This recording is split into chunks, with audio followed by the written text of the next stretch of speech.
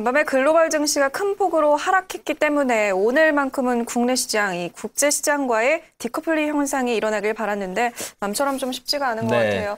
호재는 따라가지 않고 악재만 따라가는 요즘 시장 분위기인 것 같습니다. 네, 그렇습니다. 여러 가지 우려감이 있는 하루이기 때문에 오늘도 이슈와 뉴스에 집중해 보셔야 할 것 같습니다.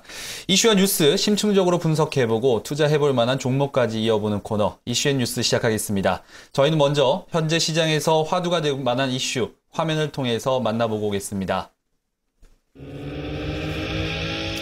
올해 들어 연기금, 공제회 등 큰손 기관 투자자들이 앞다투어 주식 투자 비중 확대를 선언하고 있습니다. 이러한 분위기는 기존 투자 대상이었던 대형주보다 중소형 가치주의 수혜로 이어질 것으로 전망됩니다. 한국과 미국 간 상관관계는 지난 2010년 말 이후 가장 낮은 수준으로 떨어지고 있습니다. 하지만 시장에서는 수급 측면의 불균형도 완화되고 있고 최근 원달러 환율이 반등세를 보이면서 국내 증시가 이달부터 글로벌 증시와의 디커플링 현상에서 벗어날 것으로 전망하고 있습니다. 최근 원화 강세와 엔화 약세는 수출 기업인 IT, 자동차 업종 투자 심리를 악화시키고 있습니다. 환율 악재가 당분간 지속되리라는 신중론이 나오고 있는 가운데 반면 앞으로 글로벌 증시가 회복 사이클에 접어들 것을 예상하고 IT와 자동차 업종 투자에 나서야 한다는 낙관론도 고개를 들고 있습니다. 네, 이슈앤뉴스 오늘은 로즈스탁 이상로 대표와 함께 다양한 얘기 나눠보겠습니다. 대표님 안녕하세요. 네, 안녕하세요. 반갑습니다. 네, 반갑습니다. 네. 자, 최근 시장이 부진한 가운데 그래도 좀 수급적으로 시장을 보면요. 연기금의 힘이 시장을 그나마 좀 방어를 해주고 있는 것 같아요. 특히나 연기금 같은 큰 손들이 올해 주식 투자 비중을 확대하겠다라고 밝혔다고 하는데 대표님 어떻게 연기금 믿어봐도 될까요? 네, 뭐 지금 시장에서 연기금이라도 믿어야지 어떡하겠습니까? 일단 연기금의 순매수 기조를 좀 더 살펴보실 필요가 있을 것 같은데요. 현재 오늘 같은 경우에는 뭐 약한 미력한 뭐 힘이 조금 작용하고 있다 그렇게 표현을 해보실 수가 있겠고, 연기금 같은 경우에 뭐 연간으로 한번 따져보시면 지금 같은 경우에는 추가적인 주식 투자의 비중을 늘리겠다는 계획을 발표를 했습니다. 그래서 안에 뭐 예를 들어서 한 가지를 말씀을 드린다면요. 연기금이라고 하면 뭐 공무원 연금이라든지 아니면 사학연금 뭐 이런 부분 다 포함이 되겠죠. 그 부분에서 일단 국민연금 같은 경우에는 26%에서 지금 29.3%까지 투자 계획을 좀 더 늘리겠다는 계획을 발표를 했고요. 그런 부분을 우리가 금액적으로 산출을 한번 해본다면 25조 5천억 가량이 좀 된다는 금액을 우리가 한번 참고하실 필요가 있을 것 같습니다. 하지만 지금 우리가 시장 상황을 같이 한번 살펴보셔야 될 것 같은데요. 왜 연기금이 매수를 하는데도 왜 이렇게 주가는 빠질까? 그만큼 우리나라 같은 경우에는 외국인에 대한 지분의 폭 자체가 상당히 크다는 거죠. 그런 비중 자체가 지금은 약해지고 있는 반면에 연기금의 힘은 그만큼 강해지고 있다는 거 우리가 뭐 오늘 장뿐만 아니라 꾸준히 눈여겨보셔야 된다는 점이, 그만큼 비중 자체가 커지게 된다면 주식의 변동성 자체도 지금은 어느 정도 연기금에도 탄력적인 움직임 자체를 받을 수가 있기 때문에요. 단기간에 뭐 트레이딩 관점보다는 장기간에 어느 정도 목표치 같은 경우에는 연기금의 매수세에도 우리가 한번 주목해 보실 필요가 있다. 그렇게 결론적으로 좀 정리를 내리겠고, 그만큼 지금 연기금 같은 경우에는 대형주를 오르락 내리락 하기는 사실상 힘이 듭니다. 그만큼 외국인의 지분이 상당히 크다는 것을 우리가 인식을 하셔야 될 것 같고요. 대신에 중소형주 같은 경우에는 그만큼 캐파 자체가 작은 연기금이라도 충분히 가능한 범위 안에 들기 때문에 꾸준히 지켜보시자고 말씀을 드리겠습니다. 그래서 어떤 종목군들이 수혜를 받을 수 있나 한번 보시면요. 일단 실적이 어느 정도 동반이 돼야겠죠. 그만큼 연기금이라고 하면 우리의 노후에 대한 그런 부분이지 않습니까? 그만큼 실적적인 부분, 그리고 미래 가치적인 부분, 그리고 세 번째로 한 가지 더 말씀을 드린다면 일단은 자산이 어느 정도 풍부한 그런 주식들이 어느 정도 연기금의 매수세가 유입될 수 있는 상황이 아닌가, 그렇게 좀 정리를 좀 해드리겠고요. 연기금 같은 경우에는 어느 정도 전략을 한번 살펴본다면요.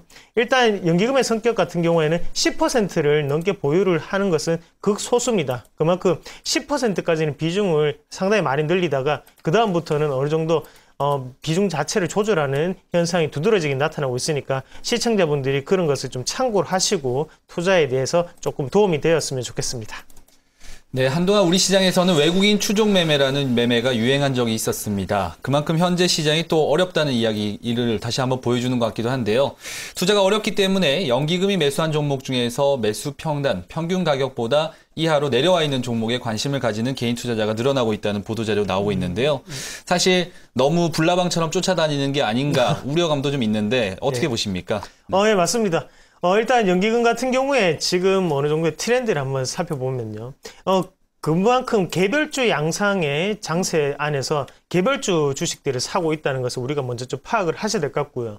그럼 뭐든지 지금 장 대표님 말씀을 잘 하셨지만 평균 단가라는 게 상당히 중요합니다. 그만큼 우리 같은 경우에는 눌림목 매매를 상당히 말씀을 좀 많이 드리는 것도 평균 단가적인 측면에서 우리가 조금 더 손해 리스크 관리를 할 수 있는 부분 안에서 매수를 하자고 뜻이 되겠고요. 그런 면에서 지금 연기금이 어느 정도 매수를 하는 섹터군을 한번 살펴보시면요. 중국 관련 이슈라든지 아니면 유통 그리고 소비재 쪽에 어느 정도 계속적인 매수세가 들어오고 있으니까 이런 종목군 위주로 우리가 좀 더 살펴보셔야 되는 덕목이라고 좀 말씀을 드리겠고, 이렇게 시장 자체가 좀 빠질 때는 연기금의 순매수 기조가 두드러졌던 종목군들을 매수 타이밍으로 잡으시는 것도 괜찮은 방법이지 않나 그렇게 좀 말씀을 드릴게요. 그래서 한 가지 예를 들어서 설명을 드린다면 파라다이스 같은 종목군도 우리가 16,000원까지 떨어질 때 이 주식 어떡하지? 네. 이제 중국에 대한 수요가 끝났나? 이렇게 생각했지만 또다시 19,000원대 넘게 올랐지 않습니까? 그만큼 올라오는 데는 시간이 별로 안 걸린다는 거죠. 그전에도 연기금에 충분한 매수세가 있었고요. 지금도 연기금 매수세가 어느 정도 두드러지는 부분을 우리가 다시 한번 더 확인을 하시고 그런 부분을 우리가 낙폭과대 종목군들을 한번 찾아서 시장의 트렌드에 맞춰서 한번 진행해 보자고 말씀드리겠습니다. 네, 연기금이 사들이고 있는 종목, 중국 관련주 그리고 낙폭 과대주, 중소형주 중심으로 전략 세우시는 것도 하나의 팁이 될 것 같아요. 그런데 여전히 많은 투자자분들은 시장에 대해서 우려하고 계실 것 같습니다. 해외 시장이 강할 때는 디커플링 현상이 나오고 있고요. 네. 그리고 해외 시장이 약할 때는 커플링 현상, 동조화 현상이 또 심화가 되고 있는 상황인 것 같아요. 대표님, 이 해외 증시와 우리 국내 증시와의 관계 어떻게 보고 계신가요? 네, 상당히 안타까운데요. 이때까지 디커플링이 안 되다가 오늘 리커플링이 되었죠. 그만큼 네. 커플링이 다시 한 번 더 되는 모습이 나타났는데 하락을 할 때 이렇게 커플링이 되는 모습은 상당히 일단은 부정적이라고 먼저 말씀을 드리겠고요.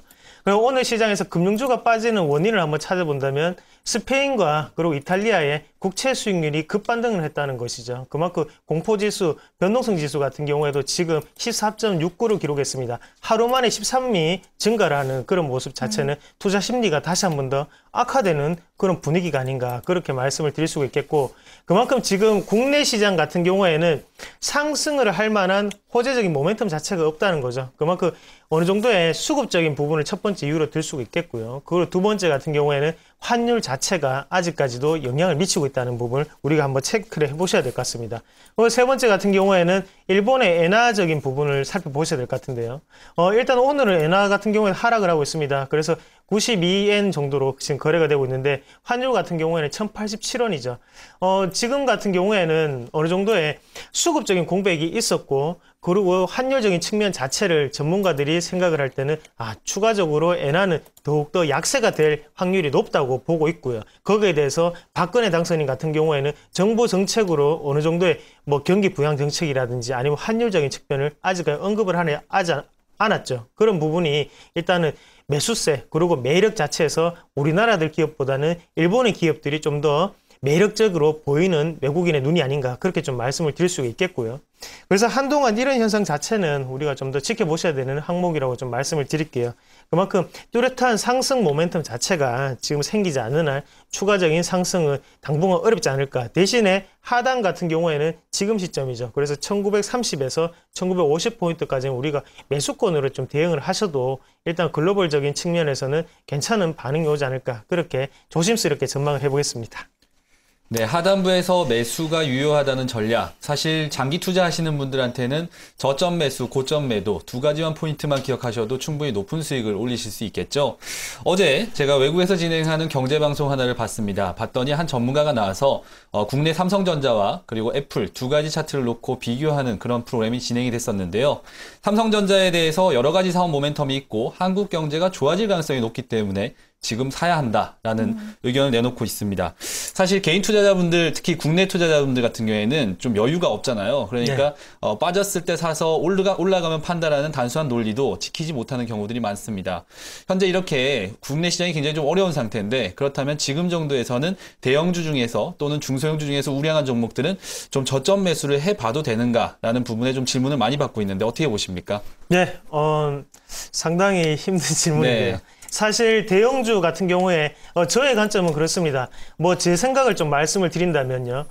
저번 시간에도 말씀을 드렸지만 IT에 대해서는 중립적인 의견을 아직까지 유지를 좀 하겠습니다. 그만큼 지금 미국 증시를 한번 같이 보시면요.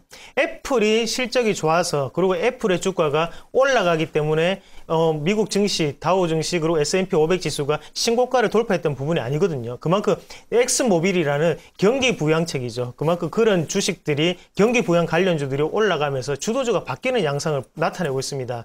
하지만 우리나라 같은 경우에는 수급적인 공백이 첫 번째 였고요. 그리고 두 번째 같은 경우에는 경기 부양적인 그런 관련주들이 지금은 실적이 상당히 안 좋다는 거죠. 그만큼 실적적인 부분은 연결이 안 되기 때문에 우리가 잠시 관망하는 자세가 조금 필요하다고 말씀을 드리겠고, 다만 실적적인 분위기가 끝나고 난다면 그때는 기대감에 다시 오르는 수 있는 시장 자체가 연출이 될 수 있습니다. 그런 부분에서 화학주라든지 아니면 철강, 그리고 기기업종은 우리가 한 번 더 눈여겨보셔야 되는 종목군이고, 그중에서 좀 더 매력이 높은 주식분들을 좀 찾는다면 철강업종이 되지 않겠나, 그렇게 좀 정리를 해드리겠습니다.